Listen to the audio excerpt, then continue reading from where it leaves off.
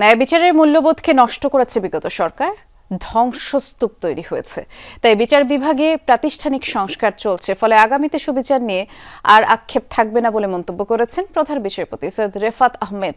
সকালে নাগরিক প্ল্যাটফর্মের সেমিনারে উদ্বোধন করেন তিনি। এ সময় অর্থনীতিবিদ ডক্টর দেবপ্রিয় ভট্টাচার্য বলেছেন, আগের অর্থ পাচার আর লুটপাটের বিচার না হলে জুলাই বিপ্লবের প্রতি সম্মান জানানো হবে না। নুডলস খান নাই তো নুডলসই খান নাই। আগামী দিনে নিয়ে না যায়। পিছিয়ে পড়া জনগোষ্ঠী নিয়ে নাগরিক প্ল্যাটফর্মের আয়োজন শুরু রোববার। লক্ষ্য, সমাজে যারা বৈষম্যের শিকার তাদের জীবনযাত্রা সহজ করা, যেখানে নিশ্চিত হবে মৌলিক অধিকারও। সেহেতু আমরা সরকার বদল করে সূচনা বক্তব্যে ডক্টর দেবপ্রিয় ভট্টাচার্য বলেন, দেশের পিছিয়ে পড়া মানুষের কথা কেউ শুনতে চায় না। ক্ষমতার পালাবদল হলেও বাস্তবতা বদলায়নি। সরকার বদল হলেই শাসন ব্যবস্থার বদল হয় না। সরকার বদল হলেই রাষ্ট্রের পরিবর্তন হয় না। রাষ্ট্রের পরিবর্তন করতে হলে যাদের অনুকূলে আমরা রাষ্ট্র পরিচালনা করতে চাই তাদের কণ্ঠস্বরকে শক্তিশালী করতে হবে। তাদের কণ্ঠস্বর যদি আমরা ক্ষমতার অলিন্দে পৌঁছাতে না পারি, তাহলে কেউ তাদের কথা শুনবে না। সম্মেলনে যোগ দিয়ে দেশি বিদেশি অতিথিরা বলেন, বাংলাদেশে এখন শুধু সংস্কার নিয়ে ভাবলে চলবে না, দরকার ব্যাপক পরিবর্তন। একই সাথে নিশ্চিত করতে হবে তথ্যের অবাধ প্রবাহ। These principles are not just lofty ideals.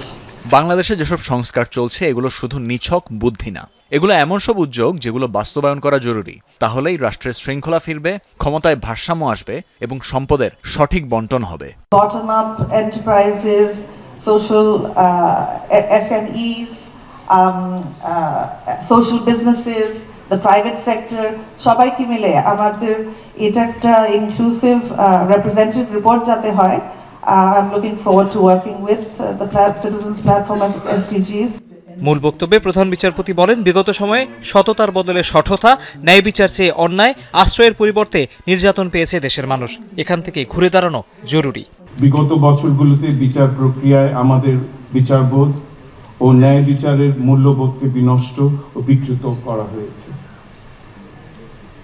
সততার বদলে সততা, অধিকারের বদলে বঞ্চনা, বিচারের বদলে নিপীড়ন, আশ্রয়ের বদলে নির্যাতনকে স্বাভাবিক ব্যাপারে পরিণত করা হয়েছে।